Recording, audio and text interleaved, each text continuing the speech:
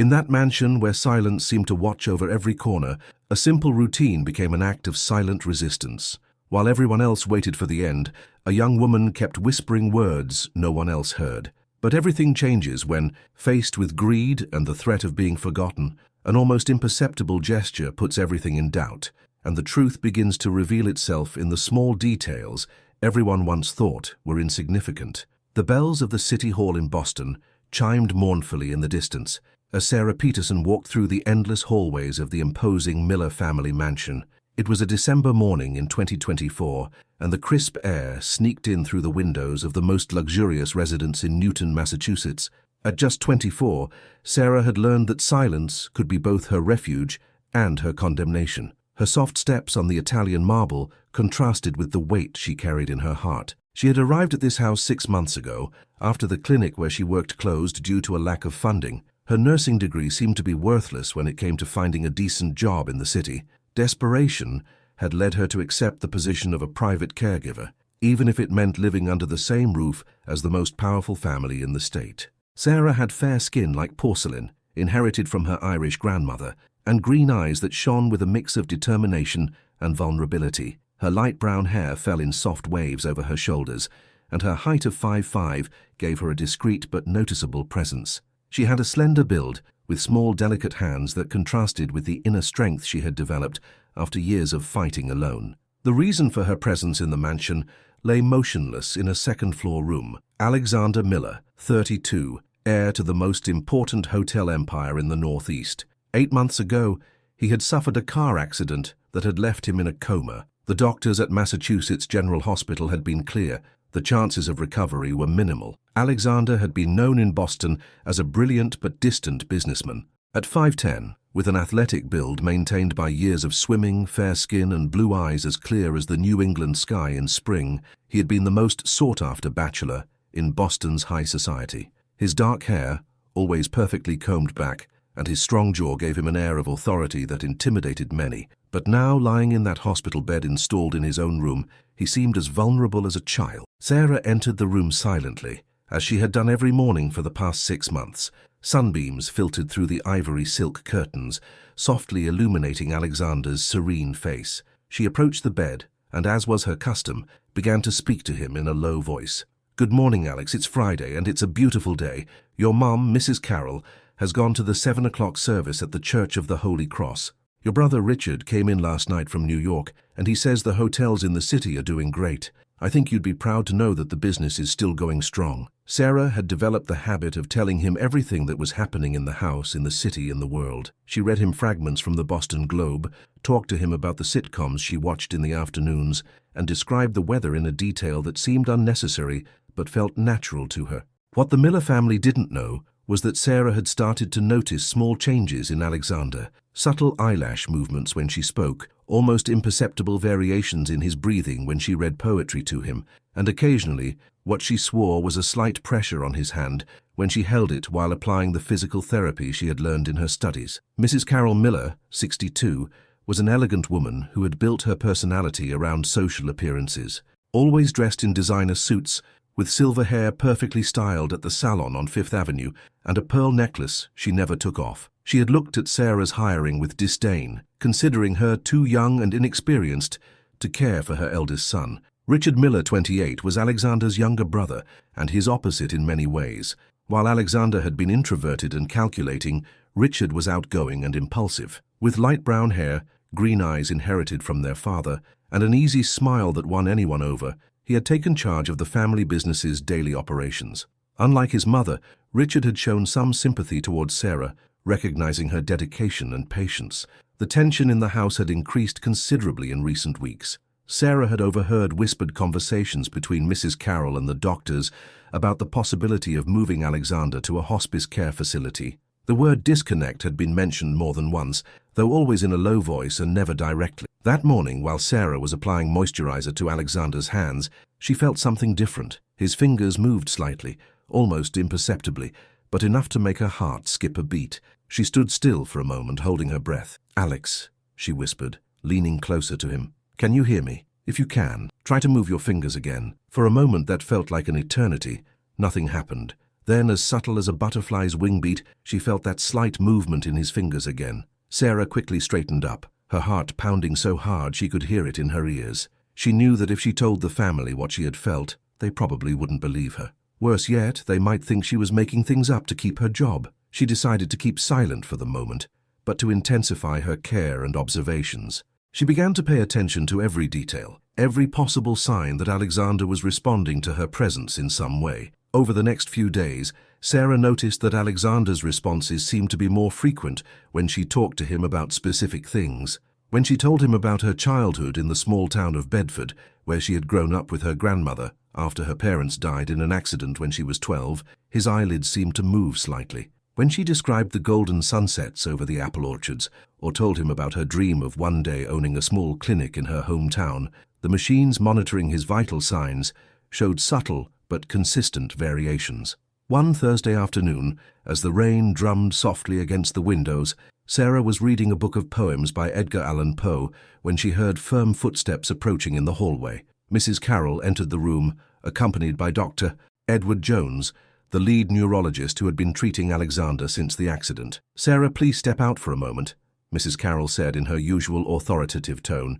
"We need to evaluate Alexander's condition." Sarah obediently stood up, but before she left, she leaned close to Alexander and, without the others hearing her, murmured, "I'll be right back. I'm not going anywhere." In that instant, as the doctor checked Alexander's pupils with a small flashlight, something extraordinary happened. A solitary tear slowly slid down the motionless man's right cheek. Dr. Jones stopped abruptly, watching his patient's face carefully. Mrs. Carroll, who had been reviewing some documents, looked up as she noticed the sudden silence. "What is it, doctor?" "Mrs. Miller," the doctor said in a careful voice, "I think we just witnessed an emotional response." Sarah, who had been waiting in the hallway but had heard the exchange, felt her spirits lift. However, she also knew that this could be both a blessing and a curse. If Alexander was truly showing signs of consciousness, the pressure on her would increase exponentially. When they allowed her to return to the room, Mrs. Carroll watched her with a mixture of curiosity and suspicion that hadn't been there before. It was as if the lady of the house had begun to notice something she had been overlooking. That night, Sarah stayed later than usual. She had decided it was time to be completely honest with Alexander, regardless of whether he could hear her or not. "Alex," she began, sitting in the chair next to his bed, "I know you can hear me. I don't know how I know, but I do, and I want you to know that I'm not going to give up on you. Your family is losing hope, but I'm not. I believe in miracles, and I believe you're stronger than everyone thinks." She paused, wiping away a tear that had begun to form in her right eye. "I also want you to know that I've fallen in love with you. I know it sounds crazy, falling in love with someone who can't respond to you, but over these months I've gotten to know you in ways that perhaps even your own family doesn't. I've seen your soul in its most vulnerable moments, and it's beautiful." At that moment, something happened that would change everything forever. Alexander's blue eyes slowly opened, focusing directly on Sarah's green ones. The world stood still. Chapter 2. The silence that followed the moment Alexander opened his eyes was deafening. Sarah stood completely still, barely breathing, wondering if her mind was playing a cruel trick on her. Alexander's blue eyes, which had been closed for 8 months, now looked at her with an intensity that took her breath away. Alex?" she whispered, her voice barely audible. "Can you see me?" His lips moved slightly, as if trying to form words that hadn't come from his throat in a long time. His eyes looked confused but alert, moving slowly to focus better on her face. Sarah felt her hands trembling as she moved closer to him. "Don't move too much. Let me call the doctor." But when she started to get up, she felt a weak but unmistakable pressure on her wrist. Alexander had managed to grab her, and although his strength was minimal, the message was clear. He didn't want her to leave. "Okay," she murmured, sitting back down. "I'll stay with you." The next few minutes passed in a bubble of suspended time. Alexander seemed to be struggling to process where he was and what had happened. His eyes scanned the room, stopping at familiar details. The family photograph on the nightstand, the cross his mother had hung on the wall, the medical machines that had kept him alive. When his gaze returned to Sarah, she saw something in his eyes that surprised her: recognition. Not only did he recognize her as the person who had been caring for him, but he seemed to remember her voice, her presence, her words. "How long?" he managed to articulate in a hoarse, barely audible voice. 8 months, Sarah replied, holding back tears. "It's been 8 months, but you're back. I always knew you'd come back." Alexander closed his eyes for a moment, as if he were processing that information. When he opened them again, there was a silent question in them. "Your family is fine," Sarah hastened to say, guessing what he wanted to know. "Your mum, Mrs. Carroll, is in her room. Richard got back from New York yesterday. The hotels are running perfectly." He nodded almost imperceptibly, but she noticed that his eyes didn't leave her face. It was as if he were trying to memorize every detail, as if he wanted to make sure she was real. "Your name?" he asked with effort. "Sarah," she replied, feeling strange saying her own name to someone she had talked to for months, but who had never been able to respond. "Sarah Peterson." "Sarah," he repeated, and the way he said her name made something stir in her chest. "I remember you." Those two words were like a lightning bolt through her heart. All those months, she had wondered if her words were reaching him, if her presence meant anything. Now she had her answer. "What do you remember?" she asked softly. Alexander took a labored breath before responding. "Your voice always talking to me. Poems, your grandma. Bedford." Sarah felt tears begin to roll down her cheeks. He had been conscious in some way all that time. He had heard her stories, been present for her nightly confidences, and shared those intimate moments with her without anyone else knowing. "I have to tell your family," she said, but again she felt his hand weakly clinging to hers. "Wait," he murmured. "Just one more moment. With you." Those words completely melted her. In her entire life, no one had asked her to stay that way, as if her presence were the most valuable thing in the world. They stayed like that in silence, she holding his hand while he looked at her with an intensity that spoke of months of loneliness and darkness. Sarah realized that she had probably been the only real connection he had with the world all that time. "Why?" he asked suddenly. "Why what? Why did you stay? Why didn't you give up?" The question took her by surprise, but the answer came from her heart, without hesitation. "Because I saw something in you from the first day. Something that told me you were in there, waiting for the right moment to come back. And because—" She stopped, unsure if she should continue. Because I fell in love with your soul before I knew your heart." Alexander's eyes filled with tears, and Sarah saw in them a vulnerability that contrasted completely with the image of the cold, calculating businessman everyone in the house described. "Sarah," he said her name again, as if it were a prayer. "I don't know what to say." "You don't have to say anything right now, just focus on getting better. Will you stay for as long as you need me?" At that moment, they heard hurried footsteps in the hallway. Richard had arrived and was obviously heading for the room. Sarah quickly got up, smoothing her clothes and wiping her tears. "Your brother's coming," she whispered to Alexander. "Are you ready?" He nodded, but kept his eyes fixed on her until the last moment before Richard appeared at the door. "Sarah, have you seen my car keys? I think I left them in—" Richard stopped abruptly when he noticed Alexander was looking directly at him. "What in—" "Alex!" Richard ran to the bed, his eyes wide. "Brother, can you hear me? Are you conscious?" "Hey, Richard," Alexander managed to say with a weak but genuine smile. Richard turned to Sarah with a look of total astonishment. "When did this happen? Why didn't you call me right away?" "He just woke up a few minutes ago," Sarah explained.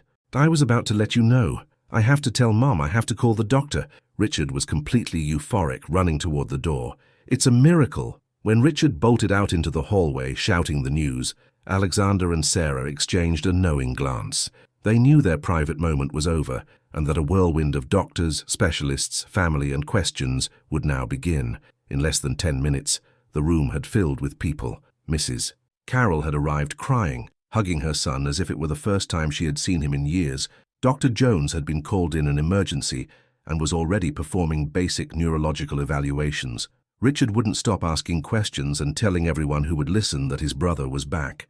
In the midst of all that chaos, Sarah had discreetly retreated to a corner of the room. She watched the scene with a mix of happiness and a strange sense of loss. For 8 months, Alexander had been her responsibility, her silent companion, her secret. Now he belonged to the world again. Mrs. Carroll, between tears of happiness, approached her. "Sarah, dear," she said in a voice completely different from the one she had used all those months. "I don't know how to thank you. I know you've been here day and night, caring for him as if he were your own family." It was the first time Mrs. Carroll had treated her with genuine warmth, and Sarah felt overwhelmed by emotion. "I just did my job, Mrs. Miller." "No," Alexander intervened from the bed, interrupting the conversation he was having with the doctor. "She did so much more than that." All eyes turned to him. His voice, though weak, had an authority that made the room fall silent. "Sarah kept me connected to the world. She talked to me every day, read to me, told me stories. Her voice was my anchor all these months." Mrs. Carol looked at Sarah with new eyes, and Sarah could see that the lady was beginning to understand that there was something deeper in the relationship between her son and the young nurse. Dr. Jones finished his initial evaluation and addressed the family. "It's extraordinary," he declared. "His basic neurological functions seem to be intact. We'll need to do more in-depth studies, but this is truly exceptional. In my experience, patients who wake up after so long in a coma usually have significant damage." "What does this mean for his recovery?" Richard asked. "It means we have reason to be very optimistic, but rehabilitation will be a long process. He'll need physical therapy, occupational therapy, and a lot of emotional support." Alexander, who had been listening intently, spoke again. "I want Sarah to continue being my primary caregiver." The statement took everyone by surprise. Mrs. Carroll frowned slightly, clearly not expecting that request. "Son, now that you're awake, we can get the best specialists, private therapists." "I want Sarah," Alexander repeated more firmly. "She knows me better than anyone right now. I trust her." The silence that followed was tense. Sarah felt all eyes on her, especially Mrs. Carroll's, who seemed to be evaluating her with a new perspective. "Of course," Mrs. Miller finally said, although Sarah noticed a certain reluctance in her voice. "If that's what you want, Alex." But Sarah had caught something in Mrs. Carroll's expression that unsettled her, a new suspicion, a silent question about the nature of the relationship between her and Alexander. When the room finally emptied, and only Alexander and Sarah were left, he looked at her with an apologetic expression. "Did I make you uncomfortable asking you to stay?" "No," she replied honestly. "But I think your mom is starting to suspect there's something more between us." "And is there?" The question caught her off guard. It was direct, straightforward, and required an equally honest answer. "I don't know," she admitted. "These months have been very intense for me. I felt connected to you in a way I've never experienced, but you're just waking up. You don't even know who you are now." Alexander nodded slowly. "You're right. There are a lot of things I need to remember, to process. But there's something I do know for sure." "What?" "That during these months your voice was the only thing that kept me sane, and that when I opened my eyes the first thing I wanted to see was your face." Those words made Sarah's heart flutter, but they also filled her with a new worry. She knew that what was growing between them would have to face enormous obstacles: the social difference, the family's expectations, and the challenges of Alexander's recovery. As the full moon over Boston lit up the room's window, they both knew that their story was just beginning, but that nothing would ever be the same again. Chapter 3. The days following Alexander's awakening passed in a controlled whirlwind. The Miller mansion had been transformed into a kind of private medical center, with specialists coming and going at all hours, therapists implementing rehabilitation routines, and additional nurses that Mrs. Carroll had hired to ensure the best possible care for her son. Sarah found herself in an odd position. She was officially still Alexander's primary caregiver, as he had requested, but she was now surrounded by a medical team that clearly saw her as an amateur intruder in their professional domain. Dr. Patricia Villanueva, a neurologist specializing in rehabilitation who had come from the Mount Auburn Hospital, had been particularly condescending. "Ms. Peterson," she had said to her on Tuesday morning, "I understand you've been caring for the patient during his coma, but now that he's conscious, he needs specialized attention. Perhaps it would be better for you to consider looking for another job." Alexander, who had overheard the conversation from his bed, immediately intervened. "Dr. Villanueva, I appreciate your concern, but Sarah is staying." End of story. The tension in the room had been palpable, and Sarah realized that she was involuntarily becoming the center of a power struggle that went beyond medical decisions.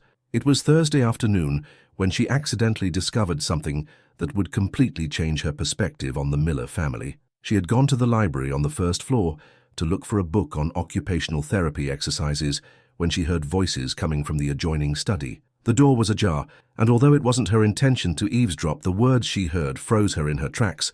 "We can't let that girl become a problem," Mrs. Carroll's voice said. "Mum, Alex is just recovering. Let him make his own decisions," Richard replied. "You don't understand, Richard. I've seen how she looks at him, how he looks at her. That girl is in love with your brother, and he's confused and vulnerable. I can't let her take advantage of the situation." "Take advantage? Mom, Sarah took care of him for 8 months when we had given up hope. If anyone is taking advantage, it's definitely not her." "Listen to me carefully." Mrs. Carroll's voice became harsher. "Our family has a reputation to maintain. Alex is going to marry Sophia Adams when he fully recovers. That engagement was agreed upon long before the accident, and the Adams have been very patient waiting." Sarah felt as if she had been punched in the stomach. "Alexander was engaged. Why had no one mentioned any Sophia Adams to her? All those months she had never heard anyone talk about her. "Mom, that arrangement was your and Mr. Adams's idea." Alex was never fully convinced, and that was before the accident. Things might have changed now. Things haven't changed, Richard. Alex needs stability. He needs to marry someone of his own social standing. The Adams family owns the most important hotel chain on the West Coast. This union would strengthen our business empire exponentially. You're talking about marriage as if it were a corporate merger, because that's exactly what it is. And that employee isn't going to ruin the plans we've been building for years. Sarah had heard enough. She silently walked away from the door, her heart pounding so hard she feared someone could hear it. She quickly headed to her small room in the service wing of the house, needing a moment to process what she had just discovered. She sat on her twin bed, looking at the simple white walls that contrasted dramatically with the opulence of the rest of the mansion. For the first time in months, she felt like what she really was, an employee, an intruder in a world she didn't belong to. How could she have been so naive? Of course a man like Alexander Miller would have an arranged marriage. Of course his family would never accept a nurse from a small town. She had gotten carried away by a moment of fantasy, confusing the gratitude of a recovering patient with something deeper. That night, when she went to Alexander's room for her nightly round, he immediately noticed that something had changed. "Are you okay?" he asked, watching her as she checked his medications. "You've been very quiet all afternoon." "I'm fine," she lied, avoiding his gaze. "Just a little tired." "Sarah, look at me." The softness in his voice made her finally look up. Alexander's blue eyes scrutinized her with an intensity that made her feel as if he could see right into her soul. What happened? For a moment, she considered telling him what she had overheard, but then she realized that putting him in that position wasn't fair. He was still recovering, rediscovering who he was. He didn't need the added burden of dealing with his family's marriage plans. "Nothing," she insisted. "Really?" Alexander studied her for a moment longer, clearly unconvinced, but he didn't press the issue. "Would you stay for a while longer?" he asked. "These last few days have been overwhelming, and your presence is the only thing that calms me down." Those words made her melt a little inside, but they also filled her with a deep sadness. How long could this last? How long before Mrs. Carroll decided it was time to get rid of her for good? She sat in the chair next to his bed, but maintained a certain distance that hadn't existed over the past few days. "Sarah," Alexander said after a few minutes of silence, "can I ask you something personal?" "Of course." "Over these last few days since I woke up, I've been gradually remembering things, fragments of my life before the accident, people, events. But there's something I can't seem to remember, and it's bothering me." "What is it? Was there anyone special in my life, a girlfriend, a fiancé?" The question caught her completely off guard. It was exactly what she had been dreading he would ask, but now that he had, she didn't know how to answer without revealing what she had heard. I don't know," she finally said. "You never mentioned anyone specific before the accident, but maybe you should ask your family." Alexander looked at her strangely. "Why do I feel like you're hiding something from me?" "I'm not hiding anything from you," she lied, hating herself for it. "It's just that I don't know much about your personal life before I came here." It was technically true, but it felt like a complete lie. "Okay," he said, though he was clearly not satisfied with her answer. "But I want you to know that no matter what I discover about my past, what's growing between us is real to me." Those words were like a dagger in her heart. How could she tell him that what was growing between them had no future? How could she explain that his family had already planned his life without considering his feelings? "Alex," she began carefully, "I want you to know that these months have been the most meaningful of my life, but I also want you to understand that when you fully recover, your life is going to change. You're going to remember who you were. You're going to resume your responsibilities, and you won't be in it?" The directness of the question left her speechless. "I don't know," she admitted honestly. "Our worlds are very different. I don't care about that. But your family does. My family doesn't get to decide my life." Sarah looked at him with a mixture of love and sadness. He was so naive about the pressures he would soon face. His family didn't just decide aspects of his life, they practically controlled it. "Just promise me you'll focus on getting better," she finally said. "We'll figure the rest out when the time comes." Alexander extended his hand to her, and after a moment of hesitation, she took it. "Promise me you won't disappear," he asked, "that no matter what happens, we'll talk before you make any decisions." Sarah nodded, though she knew it was a promise she might not be able to keep. If Mrs. Carroll decided to fire her, she wouldn't have many options. The next day, Friday, things got even more complicated. Sarah was helping Alexander with his physical therapy exercises when Richard entered the room with a serious expression. "Alex," "Someone wants to see you," he announced. "Who?" "Sophia Adams." Sarah felt the world stop. The name she had heard the day before now had a face that was about to materialize. "Sophia?" Alexander seemed confused. "Do I know her?" Richard exchanged a look with Sarah that did not go unnoticed by her. It was a look that said, "This is complicated." "Yes, you know her," Richard said carefully. "You've been close." At that moment, a stunning woman entered the room. Sophia Adams was about 26, tall, probably 5'7", with perfectly cared-for fair skin, straight blonde hair that reached her shoulders, and honey-colored eyes that shone with intelligence. She wore a cream-colored pantsuit that probably cost more than Sarah's annual salary, and she carried a designer handbag she recognized as Louis Vuitton. "Alex," Sophia said in a soft, refined voice, approaching the bed. "You don't know how happy I am to see you awake." Sarah noticed that Alexander was watching her with curiosity, but without the recognition she had expected to see. "Sophia," he finally said, "forgive me, but I'm having some memory problems. Can you remind me how we know each other?" Sophia's smile faltered slightly, but she recovered quickly. We were together, Alex. We'd been dating for 2 years before your accident." Sarah felt she needed to get out of the room before her face revealed what she was feeling. "Excuse me," she murmured, heading toward the door. "Sarah, don't leave," Alexander said immediately. Sophia turned to look at her for the first time, and Sarah saw a quick, calculating evaluation in her eyes. It was the look of a woman who knew how to recognize a rival. "Who is she?" Sophia asked Richard, as if Sarah wasn't present. "She's my caregiver," Alexander replied before Richard could speak. "She's been with me all these months." "How dedicated," Sophia said with a smile that didn't reach her eyes. "But now that you're better, I suppose you won't need a full-time caregiver anymore." The tension in the room was so thick you could cut it with a knife. Sarah realized she was witnessing the first move in what would be a much bigger battle. "I think I'll decide that," Alexander said with a firmness that surprised everyone. Sophia blinked, clearly not expecting resistance. "Of course, sweetheart. I was just thinking of your comfort." The way she said sweetheart made Sarah feel nauseous. It was possessive, territorial, and sent a clear message. For the next 30 minutes, Sarah had to stay in the room while Sophia told Alexander about their past relationship, showing him photos on her phone, reminding him of events he clearly didn't remember. It was an exquisite torture to watch that perfect woman reclaim her place in Alexander's life. When Sophia finally left, promising to return early the next day to spend the whole day together, the room fell into a heavy silence. "You can say it," Alexander said without looking at her. "Say what?" "That I clearly had a life with her, that maybe I should try to get that life back." Sarah considered her options.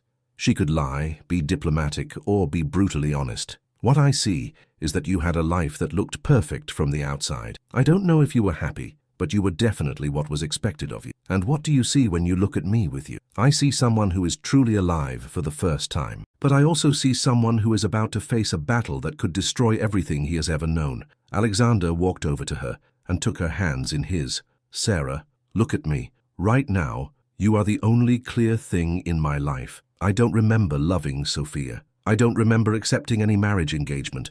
All I remember is your voice keeping me sane during the darkest moments.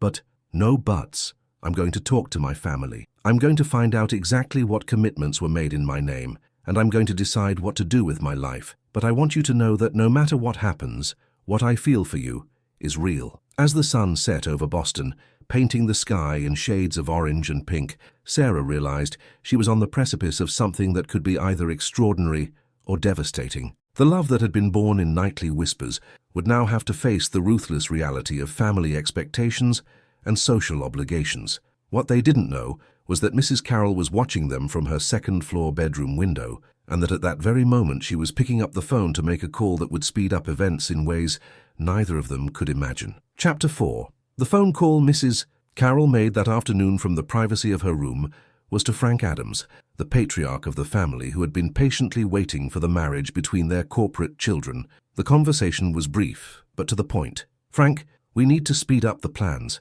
Alex is fully recovered, and I think that employee is interfering with his judgment. Sophia needs to remind him exactly what they had before the accident." "What do you suggest, Carol?" "A family dinner this Saturday. Sophia, you, your wife, us, just like old times, and I think it would be appropriate for that girl to have the weekend off." The next day, Friday, Sarah noticed a palpable change in the atmosphere of the house. Mrs. Carroll was unusually cheerful, coordinating with the kitchen staff for what she described as an intimate family gathering. Richard seemed tense, avoiding eye contact with Sarah whenever they crossed paths in the hallways. It was during the morning physical therapy session when Alexander began to notice that something was off. "Why is everyone acting so strange today?" he asked Sarah as she helped him with coordination exercises. "I don't know what you mean," she replied, although she had also noticed the tension. "My mom is too happy. Richard is nervous, and you've been avoiding looking me in the eye all morning." Sarah stopped in the middle of the exercise and finally looked at him directly. "Alex, can I ask you something?" "Always. What did you feel yesterday when you saw Sophia? Was there any kind of recognition, any connection?" The question took him by surprise, but after a moment of reflection, he answered honestly, "Nothing. It was like meeting an elegant stranger. I can see she's beautiful, sophisticated, probably perfect for the kind of life I'm supposed to lead. But when I look at her, I don't feel anything." "And that worries you?" "What worries me is that when I look at you, I feel everything." Those words made Sarah's heart race and break at the same time. Every word he said sank her deeper into a love she knew was destined to hurt her. "Alex, Sarah, I need you to understand something. It doesn't matter what I discover about my past.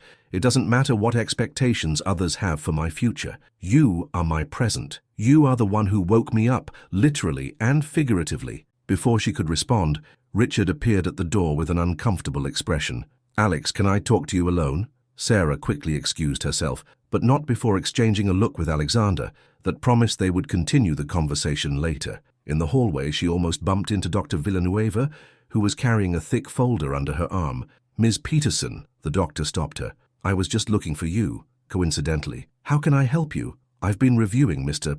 Miller's medical records and I've noticed some inconsistencies in the reports during his months in a coma." Sarah felt a chill. What kind of inconsistencies? Small changes in his vital signs, variations in his sleep patterns, responses that weren't properly documented. It's as if he had been responding to stimuli long before it was officially reported. I don't know what you mean. I think you do understand." The doctor's eyes narrowed. "I believe you noticed signs of consciousness long before he officially woke up, and you didn't report it." Sarah felt cornered. It was true that she had noticed subtle responses for months, but she had kept them to herself, fearing that no one would believe her, or that they would try to minimize their importance. "Why would I do something like that?" the doctor asked. "What would you gain by keeping it a secret?" "I didn't keep anything a secret. If I noticed small responses, I mentioned them in my daily reports. Reports that have curiously disappeared from the file." Sarah felt the ground swaying beneath her feet. Her daily reports were gone. Someone had taken them, and she had a pretty clear idea of who it might have been. "Dr. Villanueva, I don't know what you're implying, but I can assure you that I always acted in the patient's best interest. I'm sure you believe that, but I wonder if your personal feelings might have influenced your professional judgment." Before Sarah could respond, the doctor walked away, leaving her standing in the hallway with the horrible feeling that the walls were closing in around her. That afternoon, Mrs. Carroll approached her while she was organizing medications in Alexander's room. "Sarah, dear," she said with a smile that didn't reach her eyes, "I've been thinking that you've been working tirelessly for so many months. Why don't you take the weekend off? You can visit your family, get some rest, you deserve it." Sarah knew it wasn't really a suggestion. "Thank you, Mrs. Miller, but I prefer to stay. Alex still needs consistent care." "Nonsense. Sophia has offered to stay with him this weekend. After all, she's his fiancée, and it's important that they reconnect." The word fiancée was pronounced with a very clear intention. Sarah understood the message. Her time was ending. "I understand," she said quietly. When Alexander returned from his conversation with Richard, he immediately noticed that something had changed in Sarah. "What's wrong?" he asked her directly. "Your mum gave me the weekend off, and you don't want to take it?" "Not really." "Then don't take it. I decide who takes care of me." "Alex, it's not that simple. Your family. There are expectations, pressures. My family can go to hell with their expectations." The vehemence in his voice surprised her, but it also worried her. She could see that a battle was brewing between Alexander and his family, and she was the battlefield. "What did Richard tell you?" Alexander ran his hands through his hair, a gesture of frustration he was developing. "He told me about the marriage engagement. Apparently it was arranged 2 years ago, when our family's businesses were expanding to the West Coast. The union with the Adams would give us exclusive access to their most prestigious hotel properties. And how do you feel about that? That I was sold like cattle at an auction?" His voice was filled with bitterness. Richard says I was resisting the arrangement before the accident, that I had been postponing the official wedding for months. And now? Now I know why. Something inside me must have known it wasn't right, and meeting you has confirmed what my heart already knew. Sarah felt tears forming in her eyes. Alex, listen to me. Your family is never going to accept this. Sophia is perfect for you on paper. Beautiful, rich, well-connected. I'm a nurse from a small town with no family or money. And you care about that? Of course I care. Not because I care about money or status, but because I care about you. Your family has the power to make your life impossible. They can cut off your access to the family business. They can isolate you socially. Let them try. You don't understand the implications. No, you don't understand. Alexander got up from the bed, showing a physical strength he had been developing day by day. For 8 months I was in the darkness, and your voice was my light. Do you think I'm going to give up that light because my family prefers me to marry someone who is convenient for their businesses? At that moment they heard footsteps in the hallway and Sophia's voice talking to Mrs. Carroll. Sarah tensed immediately. I'm supposed to be gone before she gets here, she murmured. Don't go. Alex, don't go. Each word was pronounced with fierce determination. Sophia entered the room carrying a bouquet of red roses and a bright smile that faded slightly when she saw Sarah still there. Hello, sweetheart, she greeted Alexander, approaching to give him a kiss on the cheek that he tolerated but didn't return. I thought your caregiver had already left for the weekend. Sarah is staying, Alexander said simply. Oh. Sophia looked between the two, clearly confused by the dynamic. Well, I guess that's not a problem, although I thought we could have some privacy to reconnect. The word reconnect hung in the air like a threat, and Sarah felt that she was definitely in the way in that room. Maybe I should stay, Alexander finished firmly. What followed were 30 minutes of the most exquisite torture Sarah had experienced. Sophia deployed a full arsenal of shared memories, future plans, and an intimate familiarity that spoke of a relationship that had been very real. She showed photos of trips they had taken together, talked about the house they had been planning to build in California, and mentioned social events where they had been the golden couple of Boston's high society.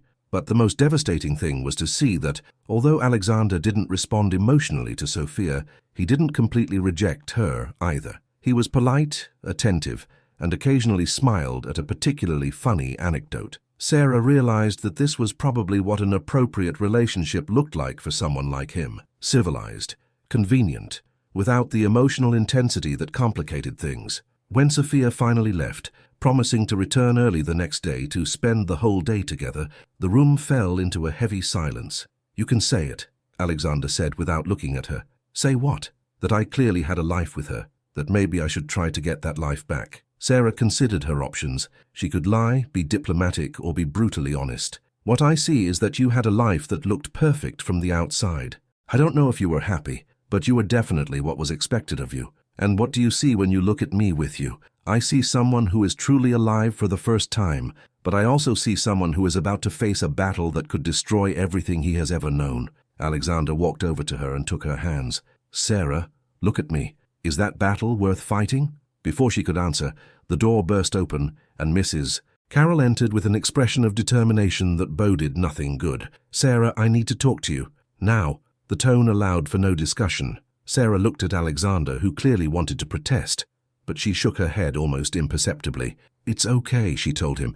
Everything is going to be fine. But as she followed Mrs. Carroll to her private office, she had the horrible feeling that nothing would ever be fine again. Mrs. Carroll's office was a testament to power and wealth, imported mahogany furniture, an authentic Persian rug, and walls covered with photographs of the family with politicians, businessmen, and celebrities. Behind the desk, an oil portrait of Mr. Robert Miller, the family's late patriarch, watched with eyes that seemed to judge everyone who entered. Sit down, Mrs. Carroll ordered, pointing to a chair in front of the desk. Sarah sat down, keeping her back straight, and her hands calmly clasped in her lap. She wasn't going to let this woman intimidate her, no matter how much power she had. I've been doing some research on you, Mrs. Carroll began, opening a folder that had been waiting on the desk. Research? Oh yes, dear. When someone comes into my house and starts influencing my son, I make sure to know exactly who I'm dealing with. Mrs. Carroll took several documents out of the folder and spread them out on the desk like cards in a poker game. Sarah Peterson, born in Bedford, Massachusetts, on April 15, 2000, daughter of Michael Peterson and Rose Clark. both deceased in a car accident when she was 12, raised by her maternal grandmother Elizabeth Clark, who died when she was 18. Every word was like a slap. Sarah had not expected them to investigate so deeply into her past. She studied nursing at Boston Community College on a partial academic scholarship. She worked at St. Jude's Clinic for 2 years before it closed due to financial problems. After that, she had difficulty finding stable employment. What are you getting at? That you are exactly what I thought from the beginning, a desperate young woman with no family, no money, no social backing of any kind. Someone who saw an opportunity and took it. An opportunity? Please don't insult me by feigning innocence. My son is vulnerable, he's confused, he's grateful to you for taking care of him. You're smart enough to know you can manipulate that gratitude and turn it into something more. Sarah felt anger starting to simmer in her chest, but she kept her voice calm. Mrs. Miller, I have never manipulated your son. What has grown between us is genuine. Genuine? Mrs. Carroll laughed, but there was no humor in the sound. What can be genuine between a hired caregiver and the heir to an empire? Do you think you're going to live happily ever after, like in a fairy tale? I think true love can overcome social differences. How romantic! Mrs. Carroll's voice became caustic. And what happens when Alex realizes that you can't accompany him to social events without embarrassing him? When he gets tired of having to explain you to his business associates? When he realizes that he needs a wife who understands his world, not one who dreams of escaping it? The words were cruel but calculated to hit exactly where it hurt the most. Sarah had had those same thoughts during her sleepless nights. What do you want from me? I want you to be realistic. Alex is going to marry Sophia Adams. It's an arrangement that benefits both families and that he accepted before the accident. Your interruption is temporary. He says he doesn't remember accepting any arrangement, but he did, and I have the documents to prove it. Mrs. Carroll took another paper out of the folder. It was a prenuptial agreement dated 6 months before the accident, with Alexander's signature clearly visible at the bottom. As you can see, he not only accepted the marriage, but he signed a detailed financial agreement. The wedding was scheduled for this January. Sarah felt the ground disappear beneath her feet. Alexander had not only agreed to marry Sophia, he had signed legal documents. He had been actively planning a life with another woman. Why are you showing me this? Because I want you to understand the reality of the situation. Alex may be confused now, but when he fully regains his memory, he's going to remember the decisions he made. He's going to remember why he chose Sophia. And what if he doesn't remember them? Then we'll remind him. His doctor says memory loss is common after trauma, like what he suffered, but that memories usually return with time and the right stimuli. The implication was clear. They would do everything possible to ensure Alexander remembered his old life, including his engagement to Sophia. What do you gain by destroying your son's happiness? Destroying? I'm protecting his future.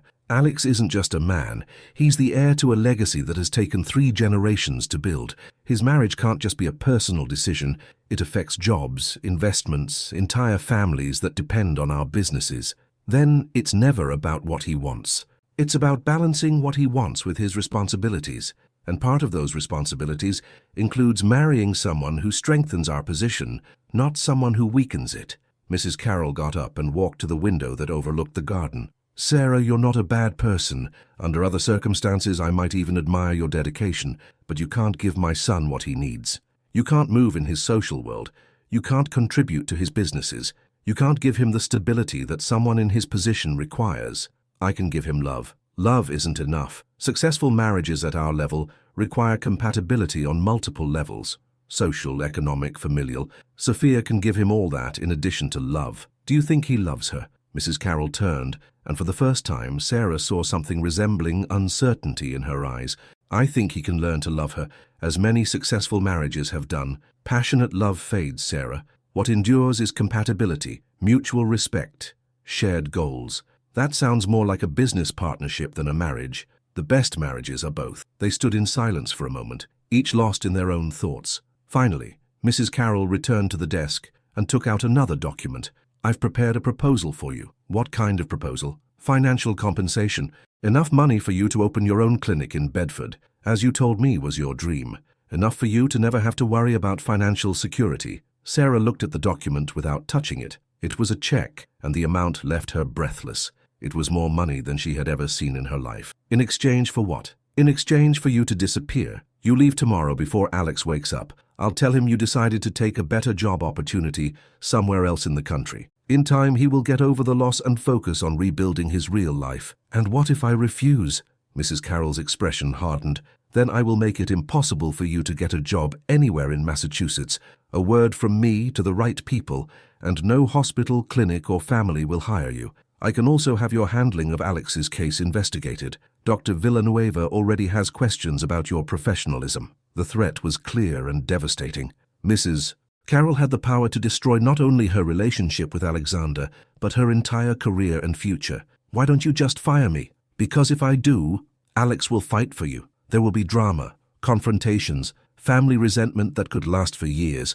It's better for him to think you left by your own decision. Sarah looked at the check again. The amount represented all her dreams. Her own clinic, financial independence, the ability to help the people in her town as she had always wanted. I need time to think about it. You have until tomorrow morning. After that, the offer is withdrawn, and my threats become reality. Sarah stood up, feeling as if she were carrying the weight of the world on her shoulders. One more question, Mrs. Miller. Have you ever been in love? Really in love? The question took Mrs. Carroll by surprise, and for a moment her mask of control slipped slightly. Yes, she admitted quietly. Once. And you let it go for practical reasons? Yes. Do you regret it? Mrs. Carroll was silent for a long moment, and when she finally spoke, her voice was almost a whisper. Every single day of my life. It was that admission, more than any threat, that broke Sarah's heart. Mrs. Carroll was not just a cruel woman protecting her empire. She was a woman who had sacrificed her own happiness for family expectations and was now grooming her son to do the same. As she left the office, Sarah knew she had reached the moment to make the most difficult decision of her life, and what terrified her was that she wasn't sure what the right choice would be. Chapter 5. Sarah spent the night awake, sitting by the window of her small room, watching the lights of Boston twinkle in the distance. Mrs. Carroll's check was on her nightstand, untouched, as if it were a venomous snake waiting to strike. Every time her eyes fell on it, she felt a mix of temptation and repulsion that gnawed at her inside. At 3 in the morning, she made a decision. She got dressed silently and walked through the dim hallways toward Alexander's room. She needed to see him one more time before making the final decision. She needed to memorize his face, his quiet breathing, the way his eyelashes created soft shadows on his cheeks. When she entered the room, she was surprised to find him awake, looking out the window. I couldn't sleep, he said without turning to her. Something isn't right, I can feel it. How did you know it was me? I recognize the sound of your steps. He turned to her, and even in the dim light she could see the worry in his eyes. What did my mom say to you? Sarah approached him slowly, as if each step were painful. Alex, I need to tell you something that could change everything between us. What is it? She sat in the chair next to his bed, the same chair where she had spent hundreds of hours during his coma. There's something about your accident that no one has told you. Something I discovered but didn't know if I should tell you. Alexander sat up fully, now completely alert. What kind of thing? Sarah took a deep breath. She had decided that if she was going to leave him, she would at least leave with the complete truth between them. 3 weeks ago, I was organizing your personal things that were brought from the hospital when you got here. Among them, I found your cell phone. The police had returned it after the accident investigation. And I turned it on thinking maybe there were messages from friends or colleagues who should know you had woken up, but instead I found something else. Sarah took the phone out of her pocket. For the past 3 weeks, she had been debating what to do with the information she had found. The day of your accident, you received several text messages that would explain why you were driving so fast that night, why you lost control of the car. Alexander reached for the phone, but she pulled it back. Before you read them, you need to know that this could be very painful, and it could change how you see your old life. Sarah, please, I need to know. With trembling hands, she gave him the phone. Alexander navigated to the messages and began to read. Sarah watched as his expression gradually changed from curiosity to shock, then to pain, and finally to a cold anger she had never seen in him. The messages were from Sophia, sent the night of the accident. Alex, please come home, we need to talk. I can't keep pretending. There's something you need to know. I'm pregnant, but it's not yours. I've been seeing Richard for months, I'm sorry. Please don't do anything stupid, we can fix this. The last message had been sent just 20 minutes before the accident.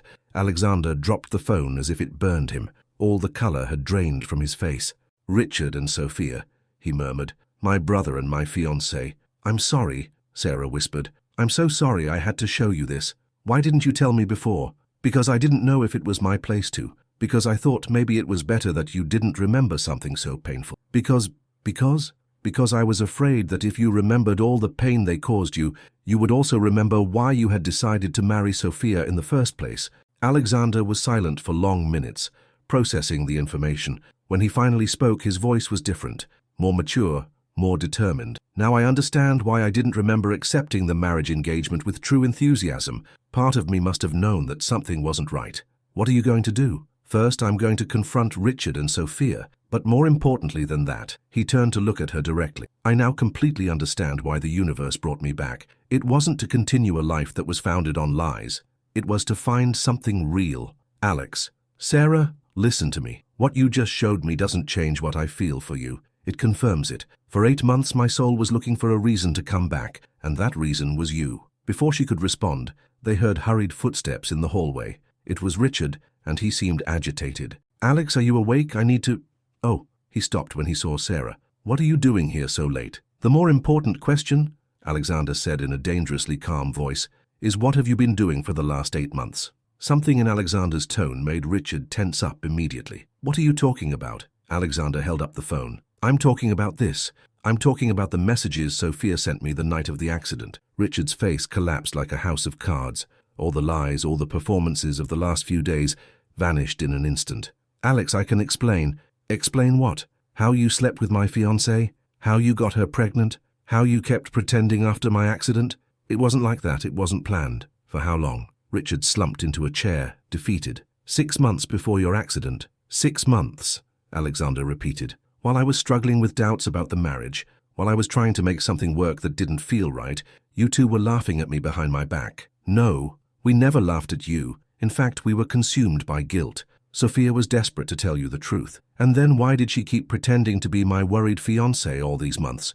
Because Mom doesn't know the truth. No one knows the truth. After the accident, the doctor said you might never wake up. Sophia was devastated, thinking that the last words between you two had been those messages.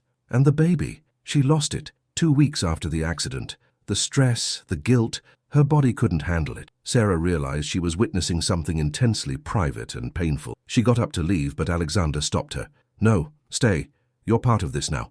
Richard looked between the two, clearly noticing for the first time the intimacy in the interaction. Is there something between you two? Yes, Alexander said without hesitation. Sarah is the woman I'm in love with. Alex, you can't be serious. You're barely getting your memory back. You're confused. I'm not confused. For the first time in years, everything is perfectly clear. Do you know what this would mean? The scandal? The consequences for the business? I don't give a damn about the scandal. And as for the business, I think we've already seen what happens when we put commercial interests above honesty and integrity. Richard stood up, clearly desperate. Alex, please. I know I made a terrible mistake. I know I betrayed you in the worst way possible. But don't destroy your future out of spite. I'm not destroying anything. I'm building something real for the first time in my life. With a hired caregiver? With someone who doesn't understand our world? With someone who loves me for who I am, not for what I represent. At that moment, Mrs. Carroll appeared at the door. She had been listening from the hallway, and her face was a mask of controlled fury. May I ask what's going on here at 3 in the morning? Your youngest son just confessed to me that he slept with my fiancée, Alexander said bluntly. Mrs. Carroll looked between her 2 sons, clearly evaluating the situation. Richard, go to your room. We'll talk tomorrow. Mom, now! When Richard left, Mrs. Carroll turned to Sarah. And you. Didn't I tell you that you had until tomorrow to make your decision? What decision? Alexander asked immediately. Sarah looked between mother and son, knowing this was the moment of final truth. Your mother offered me money to disappear, to leave, and let you rebuild your appropriate life. Alexander turned to his mother with a look of total disbelief. You did what? I did what I had to do to protect this family. Protect the family? The family is already destroyed. My brother betrayed me. My fiancée cheated on me. And now I discover that my mother is trying to buy off the only person who has been honest with me. Alex, that girl is not good for you. That girl saved my life, literally. And she loves me in a way that none of the appropriate people in my life have been able to. Mrs. Carroll turned to Sarah directly. Have you made your decision yet? Sarah looked at Alexander, saw the love and hope in his eyes, and also saw the pain he had been carrying. She saw a man who had been betrayed by the people closest to him, who had discovered that his old life was built on lies. Yes, she finally said, I've made my decision. The silence in the room was deafening as everyone waited for her next words. I'm leaving. The shock on Alexander's face was like a knife to the heart. What? I'm leaving tomorrow, but not for the money, and not because of the threats. She turned to Mrs. Carroll. I'm leaving because I won't be responsible for destroying what's left of this family. Sarah, don't. Alex, listen to me. You just discovered that your brother and fiancé betrayed you. Your family is in crisis. The last thing you need is an additional battle over our relationship. That battle is worth fighting. For you, maybe. But I can't live knowing that I'm the cause of more pain in your life. You've suffered enough. What about us? What about what we've built? Tears began to roll down Sarah's cheeks. What we've built is beautiful, but it was born in the midst of tragedy and pain. It can't become the foundation for more destruction. That's not your decision to make. Yes, it is. Because I love you too much to be the cause of you losing your family completely. Mrs. Carroll, who had been watching the exchange in silence, approached.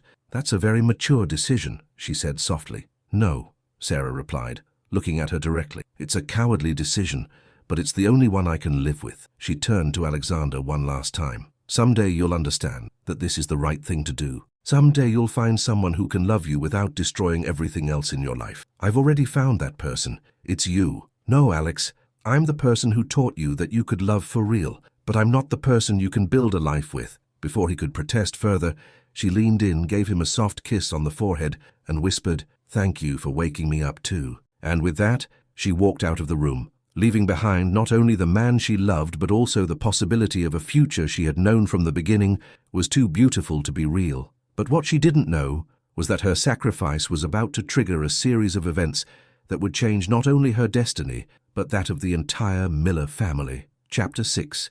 The dawn arrived grey and melancholic over Boston, as if the sky itself was weeping for the decision Sarah had made. At 6 in the morning, she'd already packed her few belongings in the same worn suitcase she had arrived with 8 months ago. The difference was that now she carried something priceless that she hadn't had before, the knowledge of what it meant to love and be loved completely. She was writing a farewell letter to Alexander when she heard a soft knock on her door. She expected it to be Mrs. Carroll coming to make sure she kept her word, but when she opened it, she was met by Richard. His face showed the marks of a sleepless night, and his eyes were red, probably from crying. For the first time since she had known him, he didn't look like the confident, charismatic younger brother, but a man broken by the weight of his own actions. "Can I come in?" Sarah stepped aside, allowing him to enter her small room. He saw the suitcase on the bed and the already empty space that indicated she had kept her word. "You're really leaving. It's for the best for everyone." Richard sat down heavily in the room's only chair.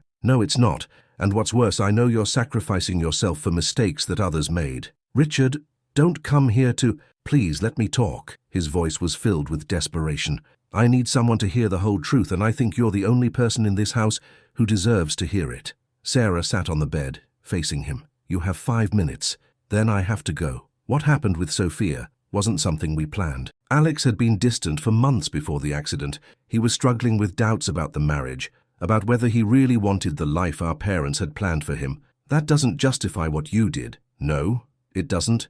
But it explains how it happened. Sophia came to the house frequently, trying to understand why Alex was pulling away. I was here, trying to mediate between them, and things got complicated." Richard ran his hands through his hair, a gesture Sarah had seen Alexander make when he was frustrated. One night, after a particularly bad fight between Alex and Sophia about postponing the wedding again, she stayed crying in the living room. I tried to comfort her, and one thing led to another. "Yes, but what I want you to understand is that it wasn't just physical attraction. Sophia and we fell in love, for real. We were heartbroken about what it meant for Alex, but we couldn't deny it.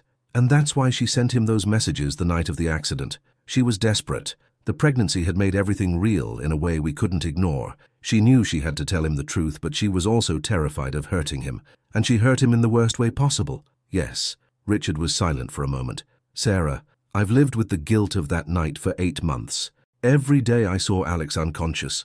I knew that we had been responsible for putting him there. Does Mrs. Carroll know?" "No. After the accident, Sophia and I decided it was better to keep it a secret. Alex might never wake up, and we didn't see the point of also destroying our parents' lives.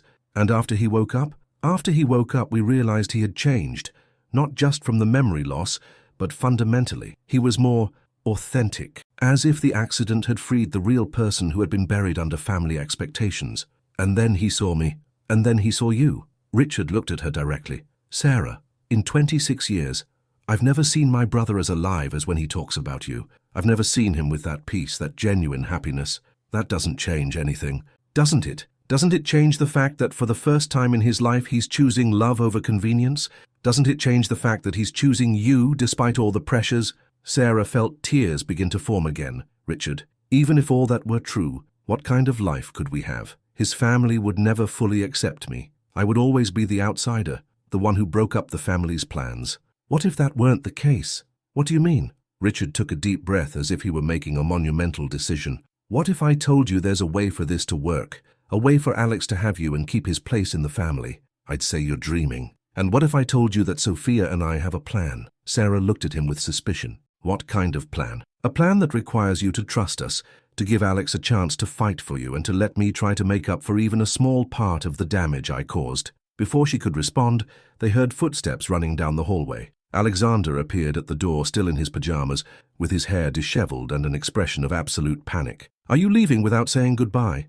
Alex, please don't make this any harder. Harder? Harder than waking up and finding a note saying the woman I love has decided I don't have the right to fight for her. That's not it. Then what is? He approached her, taking her hands. Sarah, look at me. Do you love me? The question was so direct, so desperate that she couldn't lie. Yes, I love you more than I thought it was possible to love someone. And do you think I love you? Yes. Then explain to me why love isn't enough for you. Because love doesn't exist in a vacuum, Alex. It exists in the real world, with real families, real expectations, real consequences. And what if we could change those consequences? Sarah looked between Alexander and Richard, confused. What are you talking about?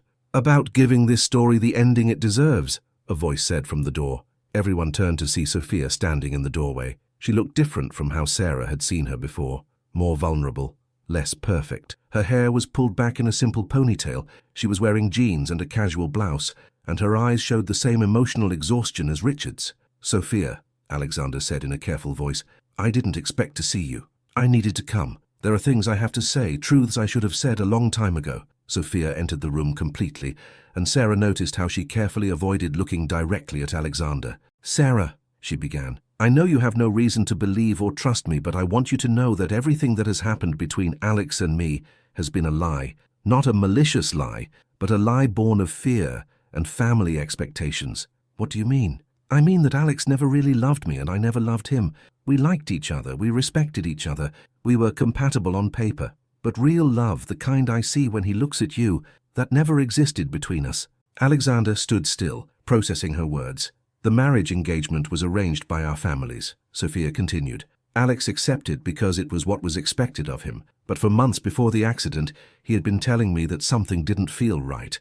And instead of cancelling the engagement, you slept with my brother, Alexander said bitterly. Yes, Sophia admitted defenselessly, and it was the stupidest thing I've ever done.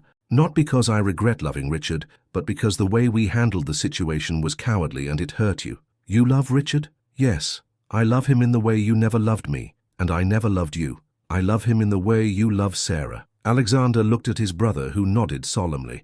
And what do you plan to do about it? Tell the truth, Richard said. To our families, to society, to everyone. Take the consequences of our actions. And how does this help Sarah and me? Because, Sophia explained, when our families realize that the marriage between us was never viable, when they understand that the business arrangement was based on a relationship that was fundamentally false, they'll have to accept that you need to choose someone else. And that someone else can be you, Richard said to Sarah, if you're willing to fight for it. Sarah looked at them all, trying to process what they were proposing. Are you telling me you're going to confess everything so that Alex and I can be together? We're saying we're going to confess everything because it's the right thing to do, Sophia said. The fact that it might help you two is a bonus. And you think Mrs. Carroll is just going to accept this? That you'll accept them destroying the business arrangement she's been planning for years? My mom, Alexander said slowly, is going to have to accept a lot of difficult truths about her sons, about her plans, about what really matters in life. At that moment, as if she had been summoned by the mention of her name, Mrs. Carroll appeared at the door. Her face showed a mixture of confusion and suspicion at seeing everyone gathered in Sarah's small room. May I ask what's going on here? It was Alexander who answered, in a voice stronger and more confident than Sarah had ever heard from him. We're having the conversation we should have had months ago, Mom. We're talking about the truth. What truth? The truth about Sophia and Richard. The truth about my accident. The truth about what I really want for my life. Mrs. Carroll entered the room completely, and Sarah noticed that she seemed smaller, more fragile than she had ever seen her. Very well, she finally said. Let's talk about the truth. What followed was the most difficult and honest conversation the Miller family had probably had in generations. Sophia and Richard confessed their relationship, explaining how it had started and why they had kept it a secret. Alexander talked about his doubts before the accident and about his current certainty about his feelings for Sarah. Sarah explained her own fears and why she had been willing to walk away.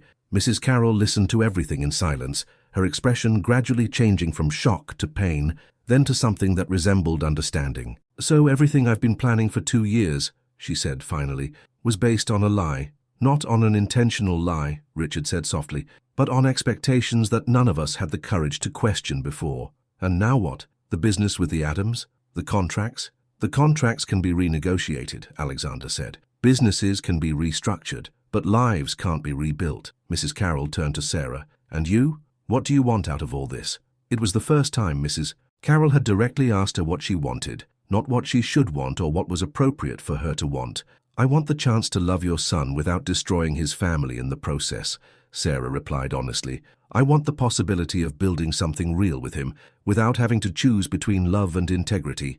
And what if I told you that could be possible, but that it will require compromise from both sides? Sarah looked at Alexander, who nodded encouragingly. What kind of compromises? The kind that builds bridges instead of burning them. Over the next 2 hours in that small room that had witnessed so much pain and hope, the Miller family began to rebuild itself, not in the way Mrs. Carroll had planned, but in a more honest and authentic way. It was decided that Sophia and Richard would publicly confess their relationship, accepting the social consequences, but also claiming their right to happiness.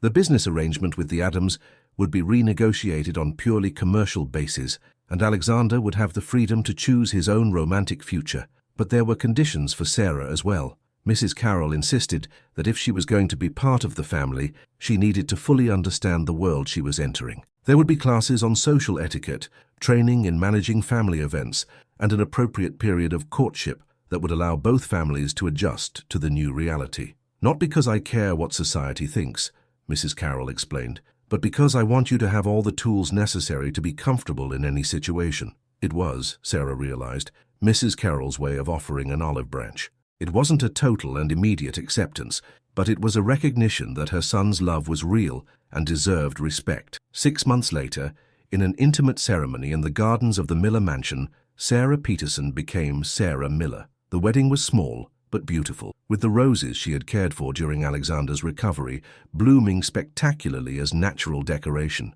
Richard was Alexander's best man, a gesture of forgiveness that had taken months of family therapy to achieve. Sophia, now visibly pregnant with her second child with Richard, was one of Sarah's bridesmaids. Their first child, a girl named Carol in honor of her grandmother, had been born 5 months earlier and was Mrs. Carroll's pride and joy. Dr. Jones, who had been monitoring Alexander's recovery, declared it the most extraordinary case of post-coma recovery he had ever seen. It's as if love had a literal healing power, he had commented. During the ceremony, when the priest asked if there was any reason why Alexander and Sarah should not be married, Mrs. Carroll stood up. For a moment, everyone held their breath. Yes, she said clearly, there is one reason. The silence was deafening. The reason is that this union should not have taken so long to happen. My son found the woman who woke him from death itself, and I was blind to the miracle that was right in front of me. She turned to Sarah and Alexander. There is no reason why you shouldn't get married. There is only love, and that is all you need. When Alexander kissed Sarah after they were pronounced husband and wife, she felt that the entire journey, the pain, the doubts, the sacrifices, had been worth it to get to that moment. A year later, while Sarah was working at the small medical clinic she had opened in a working-class neighborhood of Boston, funded in part by the Miller family as a social responsibility project, she received a call from her husband. "How is Dr. Miller feeling today?" he asked, referring to the medical degree she had earned after completing her university studies. "She feels like the luckiest woman in the world," she replied, unconsciously touching her belly where their first child was growing. "Even when she's treating difficult cases at the clinic, especially then. Do you know why? Why? Because every day I wake up knowing that miracles are possible. After all, I fell in love with a man who was asleep, and he woke me up too." That night, as they lay in bed in their new home, They had decided to live in a more modest and less ostentatious residence than the family mansion. Alexander asked her something that had been on his mind for days. "Do you ever regret it? All you had to go through, how complicated everything was." Sarah snuggled closer to him, listening to the steady beat of his heart. "Never. Not for a second." "Why?" "Because I learned that true love isn't just about finding the right person. It's about choosing to fight for that person every day, even when the whole world tells you it's impossible." "And you think the fight was worth it?"